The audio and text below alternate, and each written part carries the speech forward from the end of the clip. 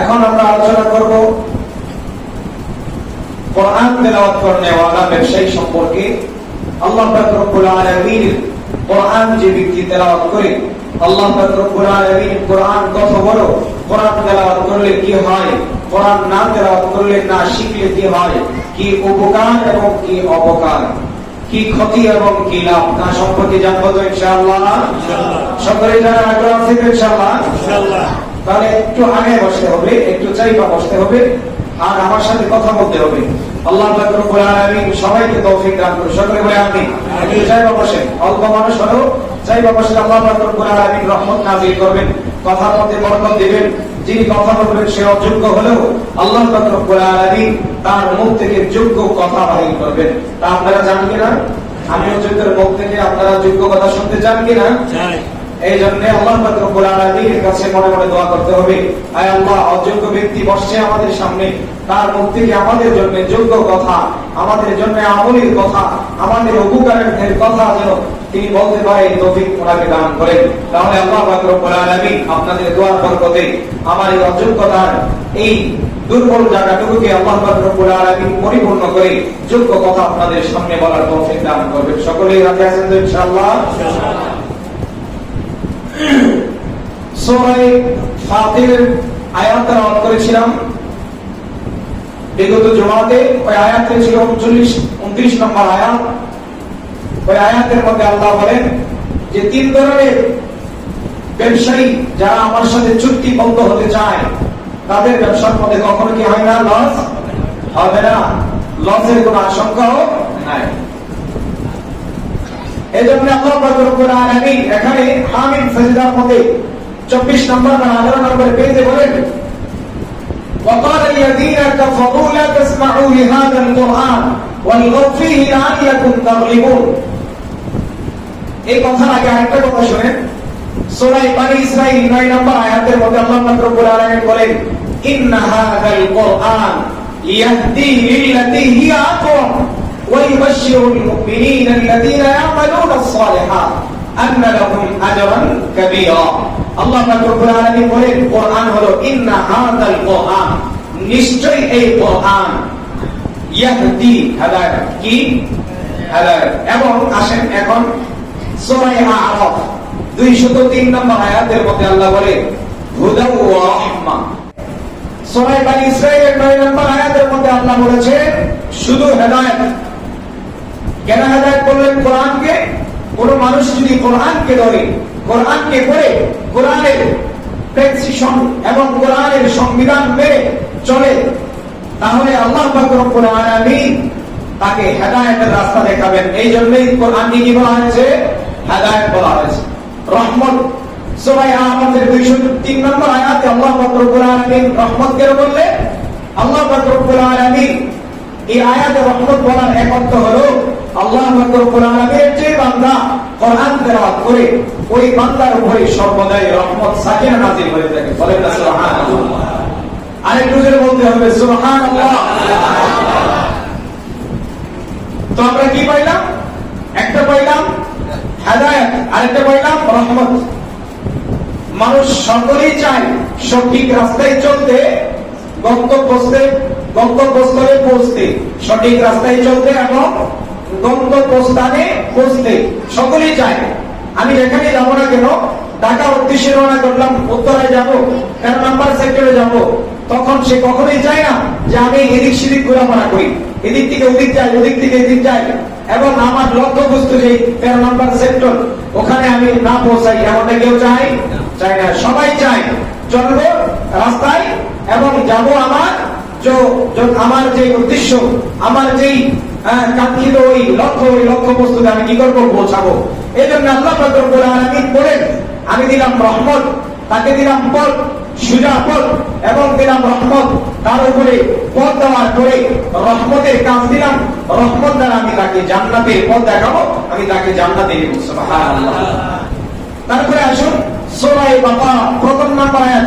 আল্লাহ কোরআনের পরিচয় দিচ্ছেন মানুষের কাছে।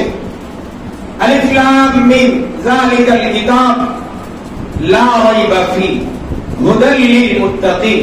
আল্লাহ বলেন ও বান্দারা, তোমার সামনে এই সেই কিতাব, যেই কিতাব তোমার সামনে আছে। প্রথমে এই বলছেন, আবার সেই বলছেন, অর্থ হলো এই সেই লৌহে মাহফুজের কিতাব, যে কিতাবের মধ্যে লা রাইবা ফি, কখনো কি নাই, সন্দেহের কোনো অবকাশ নাই। হুদাল লিল মুত্তাকিন, এই কিতাব কাদের জন্য হেদায়েত? এখানে আরেকটা শর্ত জুড়ে দিলেন, মুত্তাকিনদের জন্য হেদায়েত। কাদের জন্য হেদায়েত? মুত্তাকিনদের জন্য হেদায়েত। এখন আল্লাহ পাক রব্বুল আলামিন মানুষকে জান্নাতে যাওয়ার রাস্তাও দেখালেন, কোরআনকে হেদায়েত বললেন, রহমত বললেন। এখন আসুন, কোরআনের বিপরীত একজন আছে কিনা?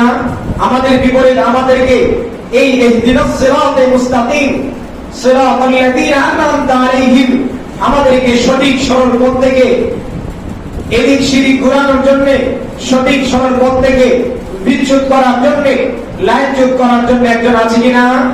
তার নাম কি? সবাই জুড়ে বলতে হবে, ইবলিস। তার নাম কি?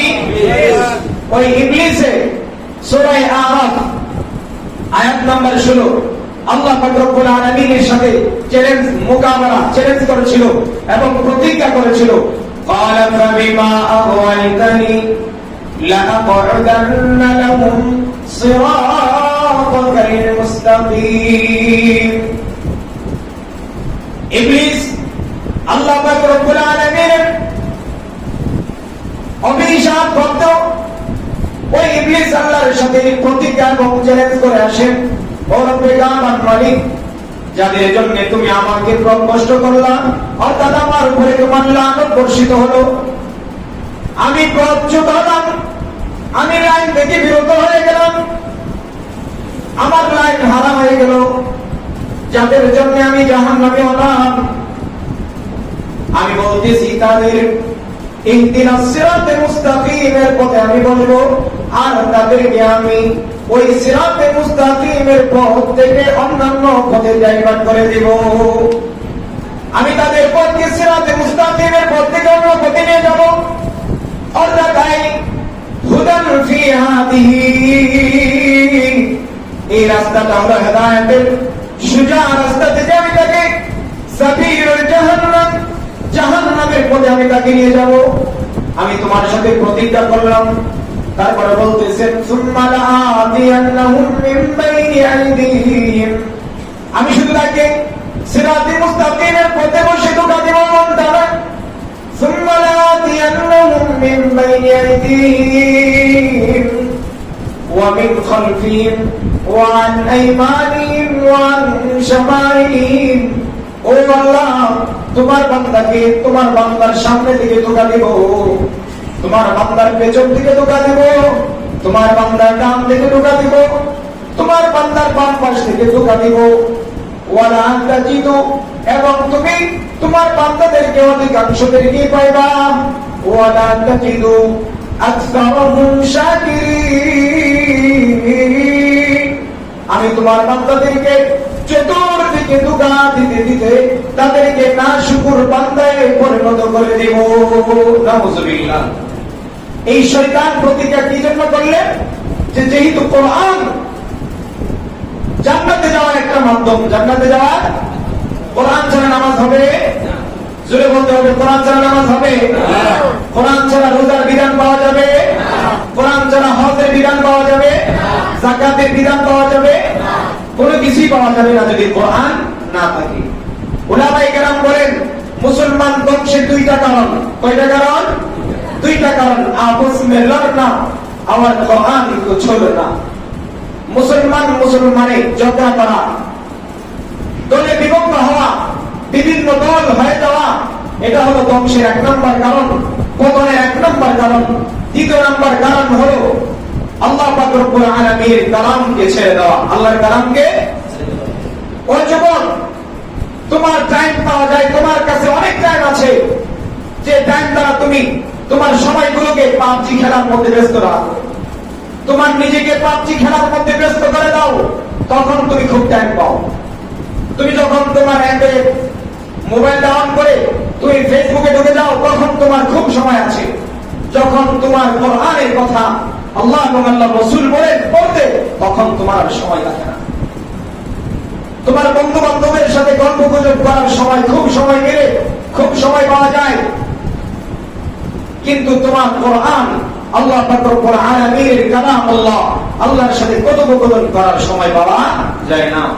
বড় আফসোসের বিষয়, দুঃখের বিষয়, আল্লাহ পাক রব্বুল আলামিন এর সাথে কথা বলার মাধ্যম একমাত্র কোরআন, একমাত্র। এই জন্য মুসলমান তার নিজের উদ্দেশ্য এবং লক্ষ্য বস্তু ভুলে গেছে। এই জন্য মুসলমান বিভিন্ন জায়গায়, বিভিন্ন দেশে, বিভিন্ন স্থানে আল্লাহ পাক রব্বুল আলামিনের লা ইলাহা ইল্লাল্লাহ ঈমান রাখার পরেও নিবিড় ঈমান হওয়ার কারণে, ওই অল্প ঈমান হওয়ার কারণে, কামেলে মুমিন না হওয়ার কারণে জায়গায় জায়গায় মুসলমান কাফের বেঈমানদের হাতে মার খাচ্ছে। সূরা নূরের মধ্যে আল্লাহ পাক রব্বুল আলামিন 11 নম্বর পড়ায় বলেন,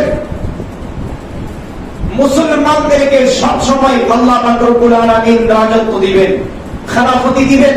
তাহলে আজকে বিশ্বের মধ্যে কোথাও মুসলমান বসা নাই, যদিও মুসলমান মসজিদে বসা, বাদশাহী চেয়ারে বসা, তারপরেও ইহুদি খ্রিস্টানরা তার উপরে গুলি চালে, কি চালে, করাঘাত করে, তাকে রিমোট কন্ট্রোল করে, তার রিমোট পশ্চিমাদের হাতে থাকে। তাহলে আল্লাহর কোরআনের কথা এবং বর্তমান প্রেক্ষাপট দুইটা মিল হয় নাকি? মিলেই বেমিল কেন? আমাদের মুসলমানিয়ত টিকা নাই। আমাদের যে মুসলমানিয়ত, আমাদের মুসলমানিয়ত এর মধ্যে কমতি আছে, আমাদের ঈমানের মধ্যে কমতি আছে। এই জন্য আজকে আমরা জায়গায় জায়গায় অপদস্থ লাঞ্ছনা। এই জন্য শয়তান আমাদের কাছ থেকে, শয়তান দেখলো যে কোরআন যেহেতু হুদা, কোরআন যেহেতু মানুষকে সঠিক রাস্তা দেখায়, মানুষকে জাহান্নাম থেকে মুক্তি দেয়, এই জন্য কোরআন থেকে সরায় দাও, তাহলে আল্লাহ পাক রব্বুল আলামিন থেকে সে এমনি সরে যাবে। কোরআন যখন ছেড়ে দিবে, আল্লাহর ওই নূর, আল্লাহর ওই রশ্মি ছেড়ে দিবে। কোরআনকে সরাও, প্রথমে তাকে কোরআন থেকে সরাও, তাহলে আপনি আপনি এমনি এমনি সে কি হবে? ওই আল্লাহ পাক রব্বুল আলামিনের সান্নিধ্য থেকে, আল্লাহর রহমত থেকে বঞ্চিত হয়ে যাবে। এই জন্য ওই কাফির বেঈমান মুশরিকরা, আমি যে আয়াত তেলাওয়াত করলাম সূরা হামিম সাজদার 24 নম্বর পারা 18 নম্বর পেজে, ওই আয়াতের মধ্যে কাফির বেঈমানদেরকে লক্ষ্য করে আল্লাহ পাক রব্বুল আলামিন বলতেছেন, কাফেররা বলে ওয়াকালাল্লাযীনা কাফারু, কাফির বেঈমানরা একে বলে লা তাসমাউ লিহাযাল কুরআন, একে বলে সকল লিডারদেরকে বৈঠক করে পরামর্শ করে সকলকে জানিয়ে দিল, লা তাসমাউ লিহাযাল কুরআন, ও কাফির বেঈমানরা, তোমরা যে মুহাম্মদের কোরআন শুনতে মসজিদে যাও, মুহাম্মদের বাড়ির পাশে বসে বসে কোরআন তেলাওয়াত শুনো, লা তাসমাউ লিহাযাল কুরআন, আর এমনটা করা যাবে না, কোরআন শ্রবণ করা যাবে না, লা তাসমাউ লিহাযাল কুরআন ওয়ালগাউ ফীহি লাআল্লাকুম তাগলিবুন। এক নম্বর হলো কোরআন তোমরা শ্রবণ করতে পারবে না, দ্বিতীয় নম্বর হলো কোরআন শ্রবণ করতেও দিবা না। কেন? তাগলিবুন শব্দের অর্থ বিজয় লাভ করা। তোমরা যখনই মুহাম্মদ কোরআন তেলাওয়াত করবে সাল্লাল্লাহু আলাইহি ওয়াসাল্লাম, যখন আল্লাহর রাসূল কোরআন তেলাওয়াত করবে, কাফির বেঈমানরা বলে, তখন তোমরা কি করবা? হট্টগোল করবা, সুরগোল করবা, আওয়াজ করবা, বিভিন্ন ধরনের আওয়াজ সুরগোলের মাধ্যমে তোমাদের আওয়াজকে বাড়িয়ে দিবা, আর মুহাম্মদের কোরআনের তেলাওয়াতকে কমিয়ে দিবা। এই জন্য আল্লাহ পাক রব্বুল আলামিন ওই পরামর্শ শুনা আল্লাহ এই আয়াত নাযিল করেন। আল্লাহ পাক রব্বুল আলামিনের দুশমন ওই আবু জেহেলের গোষ্ঠী, কাফের বেঈমান মুশরিকরা কি করলো? প্ল্যান প্রোগ্রাম করলো যে হজের মৌসুম আসছে, বিভিন্ন জায়গায় মানুষ ফিট করে দিয়েছে, সবাইকে বলে দিয়েছে যে কেউ যেন আর ওই মুহাম্মদ সাল্লাল্লাহু আলাইহি ওয়াসাল্লাম অর্থাৎ আখির আমদার তাজদার মদিনা সরকারে দো আলমের কাছেও না যায়, কোরআন তেলাওয়াত না শ্রবণ করে। এজন্য বলতেছি সবাই হজের যাত্রীগুলোকে, হাজীদেরকে বলতেছে, ও ভাই, ওইখানে কাবার পাশে একজন পাগল আছে, জাদুটোনা করে নাউজুবিল্লাহ, ওনার কাছে যাবেন না, ওনার কথা শুনলে আপনি কিন্তু জাদুই সাহেব আপনার উপরে আছর করবে, জাদু আছর করবে, এজন্য আপনি কিন্তু ওই পাগলের কাছে ভুলে যাবেন না। এমন দাওয়াত সবাইকে দিচ্ছে, উল্টা দাওয়াত কাজ করছে, রিঅ্যাকশন করছে। এবং একদলকে পাঠালেন আল্লাহ রসুলের পাশে বসার জন্য। আল্লাহ রসুল যখন কোরআন তেলাওয়াত করবে তখন তারা উচ্চ স্বরে আওয়াজ করবে, কিন্তু জানা গেল কোরআন তেলাওয়াতের ওই আওয়াজকে থামিয়ে দেওয়ার জন্য তারা বলে মুহাম্মদ তেলাওয়াত করো, তারপরে শুরু করো। যখন আল্লাহ রসুল তেলাওয়াত করা শুরু করলেন, ওই তেলাওয়াতের রহমত তাদের ওই সিনার মধ্যে, যেহেতু আল্লাহ রসুলের উপরে রহমত নাযিল হচ্ছিল, ওই কোরআন তেলাওয়াত শোনার পরে তারা ভুলেই গেছে কি আওয়াজ করবো। আর সুবহানাল্লাহ বলতেন না? আর যে বলেন সুবহানাল্লাহ। আল্লাহ রসুলের কোরআনের তেলাওয়াতে এই রহমত যখন ছড়িয়ে ছিটিয়ে যাচ্ছে, তখন তারা যে আওয়াজ করবো, আওয়াজ করার কথা কি হয়েছে, ভুলে গিয়েছে। তখন ওই যেই তারা যে দাওয়াত দিয়েছিল যে ওই মুহাম্মদের কাছে যাইবা না, ওরা বলে মানুষ কিন্তু যার দিকে বেশি বারণ করা হয়, নিষেধ করা হয়, ওই দিকে যাওয়ার ইচ্ছা করে। এই জন্য বলতেছে দেখি তো একটু জাদু টোনা যে করে ওই লোকটাকে একটু দেখে আসি। সবাই ওই সময় তো কেউ জানতো কেউ জানতো না, তাদের ওই দাওয়াতের মাধ্যমে সবাই চলে গেছে দলে দলে। হযরত আমের আমদার তাজদার মদিনা সরকারে দো আলমের পাশে গিয়ে দেখছে যে আল্লাহ রাসূলের চেহারা দেখা যায় আসমানের তারা থেকে সুন্দর, জমিনের মধ্যে এমন কোন সুন্দর কোন পুরুষই দেখা যায় না। তারা বলে আমরা কখনো এত সুন্দর পুরুষ, এত সুন্দর মানুষ দেখি নাই। তো এই মানুষটা কখনোই কি হতে পারে না, পাগল হতে পারে না।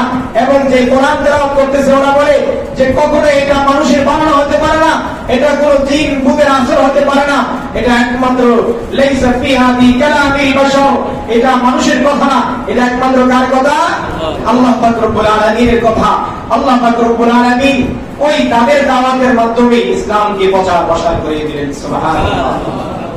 যখন এই কথা বললেন, কাফের বেঈমান মুশরিকরা, কাফের বেঈমান মুশরিকের বলে গিয়ে শয়তান কিনা, শয়তান কি তাদেরকে চালায় কে, তাদের লিডার কে, শয়তান ইবলিস। ওই ইবলিস তাদেরকে পরামর্শ দিল যে তোমরা একটা আইন করো যে তোমরাও শ্রবণ করবে না কোরআন, আর কাউকে শ্রবণ করতেও দিবা না। এই জন্য আল্লাহ পাক রব্বুল আলামিনের নবী মুহাম্মদ আরবি সাল্লাল্লাহু আলাইহি ওয়াসাল্লাম বলে এই শয়তানের ওই প্রধানকে অনুসরণ করা থেকে যদি কেউ বাঁচতে চায়, সে কি করবে, সে দুইটা একটা কাজ যদি সে করে, তাহলে আল্লাহ পাক রব্বুল আলামিন তার জামির ও জিম্মাদার হয়ে যায়, তার নিশ্চয়তা আল্লাহর কাছে নিয়ে যায়। দুইটা জিনিসের নিশ্চয়তা দেয়, জামিনাল্লাহুল কুরআন, জামিনাল্লাহু লিমান ইত্তাবা'আল কুরআন আল্লা ইয়াদিল্লা ওয়া লা ইয়াশকা। আল্লাহ রাসূল সাল্লাল্লাহু আলাইহি ওয়াসাল্লাম হাদিসে মুবারাকার মধ্যে ইরশাদ ফরমান, ও আমার উম্মতে মুহাম্মাদিয়া, যদি শয়তানের প্রবঞ্চনা অনুসরণ থেকে বাঁচতে চাও, শয়তানের ওই কুমন্ত্র থেকে যদি তোমরা তোমাদের নিজেকে বাঁচাইতে চাও, তাহলে তোমরা দুইটা কাজ করবা। একটা কাজ করবা, আল্লাহ পাক রব্বুল আলামিন তোমাদের জন্য দুইটা জিম্মাদারি নিজের উপরে নিয়ে যাবেন। একটা কাজ হলো জামিনাল্লাহু লিমান ইত্তাবা'আল কুরআন। এক নম্বর কাজ হলো তোমরা কোরআন তেলাওয়াত করবা এবং কোরআন তেলাওয়াত করার পাশাপাশি কোরআন অনুযায়ী তোমরা আমল করবা, কোরআনের ইত্তেবা অনুসরণ করবা। যদি তোমরা কোরআন তেলাওয়াত করে এবং কোরআনের ইত্তেবা অনুসরণ করো, এই দুইটি কাজ যদি তোমরা করতে পারো, আল্লাহ বলেন জামিনাল্লাহ, আল্লাহ তোমার জামিন ও জিম্মাদার হয়ে যাবে। তখন কোথায় হবে? এক নম্বর হলো দুনিয়ার মধ্যে তোমাকে শয়তান বলেছে সূরা আরাফের মধ্যে 17 নম্বর আয়াতে, সুম্মা লা ইয়াতিয়ান্নাহুম মিন বাইনি আইদিহিম ওয়া মিন খালফিহিম ওয়া আন আইমানিহিম ওয়া আন শামাইলিহিম। এখানে সামনে পেছনে ডানে বামের কথা বলেছে। এর অর্থ হলো তাফসীরের কিতাবে লেখেন, ও বান্দা তোমার ব্যক্তিগত জীবনে আমি তোমাকে ধোঁকা দেব। ও রব্বে কাবার মালিক, তোমার বান্দাকে ব্যক্তিগত জীবনে ধোঁকায় না ফেলতে পারলে তার পারিবারিক জীবনের মধ্যে আমি তাকে ধোঁকায় ফেলে দেব। ও রব্বে কাবার মালিক, যদি তোমার বান্দাকে আমি তার পারিবারিক ওই জীবনের মধ্যে আমি তাকে ধোঁকায় না ফেলতে পারি, 3 নম্বর হলো তার সামাজিক অঙ্গনে, তার সামাজিক ব্যবস্থার মধ্যে আমি তাকে ধোঁকায় ফেলবো। 4 নম্বর হলো, ও রব্বে কাবার মালিক, যদি তোমার বান্দাকে আমি সামাজিক ব্যবস্থার মধ্যে ধোঁকায় না ফেলতে পারি, তাহলে রাষ্ট্রীয় ব্যবস্থার মধ্যেও আমি তাকে ধোঁকায় ফেলে দেব। নাউযুবিল্লাহ। এই জন্য আল্লাহ পাক রব্বুল আলামিন বলেন, যদি দুনিয়ার মধ্যে বাঁচতে চাও এবং আখিরাতের মধ্যে জান্নাতে চাইতে চাও, কি করতে হবে? দুইটা কাজ কি করতে হবে? কোরআনকে তেলাওয়াত করতে হবে এবং কোরআন অনুযায়ী জীবন করতে হবে। তাহলে আল্লাহ কি নেবেন? জামিন আল্লাহ, আল্লাহ আপনার জামিন জিম্মাদার হয়ে যাবেন। কি? আল্লাহ ইয়াদিল্লা ওয়া লা ইয়াশকা, লা ইয়াদিল্লা।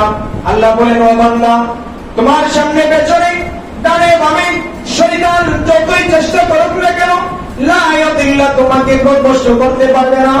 তোমাকে তোমার ইহদিনাস সিরাতাল মুস্তাকিম থেকে, সরল সঠিক পথ থেকে তোমাকে কখনো সরাই দিতে পারবে না।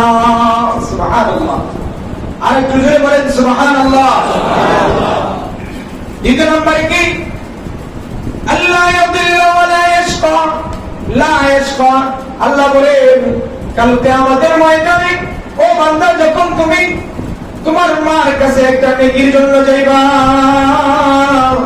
ওয়া উম্মিহি ওয়া আবিহি ওয়া সাহিবাতিহি ওয়া বানিহি, আল্লাহ পাক রব্বুল আলামিন বলেন, যেই দিন মা তার সন্তানকে চিনবে না, যেই দিন বাবা তার সন্তানকে চিনবে না, যেই দিন স্বামী তার স্ত্রীকে বলবে, আমি তোমাকে কখনো বিবাহ করি নাই, কখনো তোমার সাথে আমার কোন সম্পর্ক হয় নাই, যেই দিন একে অপরে ভাই তার ছোট ভাইকে বলে যাবে, ওই দিন কঠিন বিভীষিকাময় দিনে লা ইয়াশকা, আমি তোমাকে মুক্তি করে জান্নাতুল ফেরদাউসে ঢুকিয়ে দেব।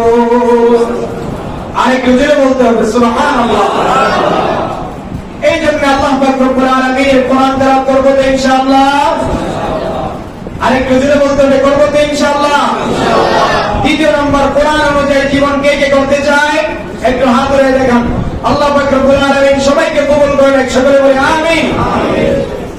এটা হলো আল্লাহ পাক রব্বুল আলামিনের কোরআন যারা তেলাওয়াত করবে, কোরআন অনুযায়ী জীবন করবে, আল্লাহ পাক রব্বুল আলামিন তার সম্পর্কে দুইটা জিম্মাদারি নিয়ে নেবেন।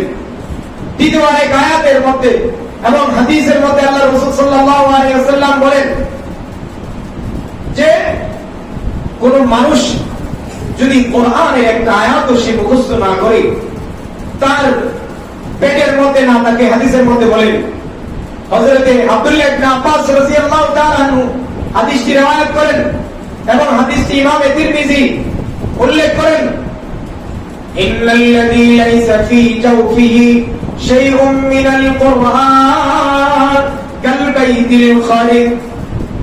আল্লাহ রাসূল সাল্লাল্লাহু আলাইহি ওয়াসাল্লাম বলেন, ও আমার প্রাণপ্রিয় উম্মতেরা শোনো, ও আমার কলিজার টুকরা উম্মতেরা শোনো, আমি যাদের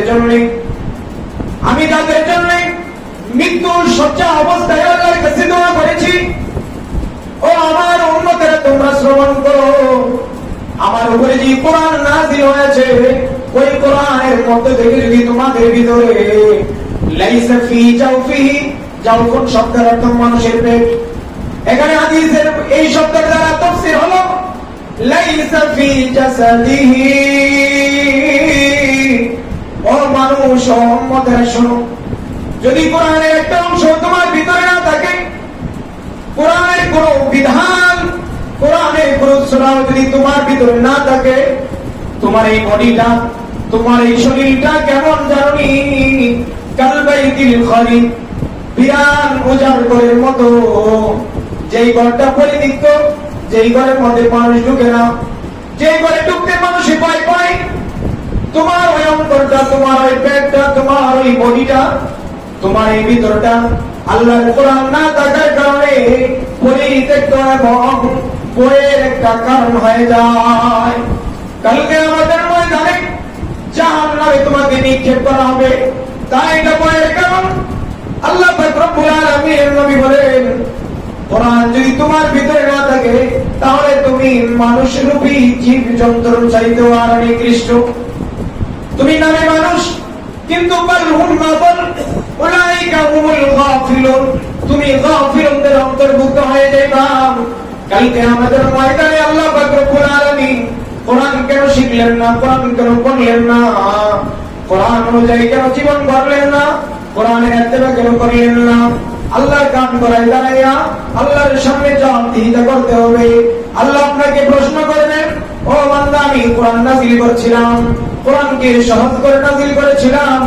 আল্লাহ বলেন ওয়াকাযালিকা আনজালনাহু কুরআনান আরাবিয়্যা, আমি কোরআনকে আরবি ভাষায় নাযিল করেছিলাম, তারপরও কোরআনকে আমি সহজ করে দিয়েছিলাম। কোরআন শিক্ষা কেন তুমি করলা না? দুনিয়ার সব কাজ তুমি করলা, তোমার ব্যক্তিগত জীবন তুমি পরিশুদ্ধ করলা, তোমার ব্যক্তিগত জীবনকে তুমি সবচেয়ে উঁচা বানানোর জন্য কম্পিউটার শিখলা, ইঞ্জিনিয়ার হইলা, ডাক্তার হইলা, দুনিয়ার সব ডিগ্রি তুমি হাসিল করলা, কিন্তু কোরআন পড়নেওয়ালা ডিগ্রি তুমি কেন হাসিল করলা না? এই জন্য কালকে আমাদের ময়দানে আপনাকে আল্লাহ পাক রব্বুল আলামিন প্রশ্ন করবেন। যদি আপনারা প্রশ্ন থেকে বাঁচতে চান তাহলে আল্লাহ পাক রব্বুল আলামিনের কোরআন শিক্ষা করতে হবে কিনা? সকলে বলতে হবে, হবে কিনা? এজন্য আল্লাহ রাসূল সাল্লাল্লাহু আলাইহি ওয়াসাল্লামের সাহাবী হযরত আবু যর গিফারী রাদিয়াল্লাহু তাআলা আনহু বলেন, ও আল্লাহর রাসূল আউসিনি উসিনি, আমাকে কিছু নসিহত করেন, নসিহত করেন। আল্লাহ রাসূল সাল্লাল্লাহু আলাইহি ওয়াসাল্লাম বলেন, আলাইকা বিতাকওয়াল্লাহ ফাইন্নাহু রাসুল আমরি কুল্লি।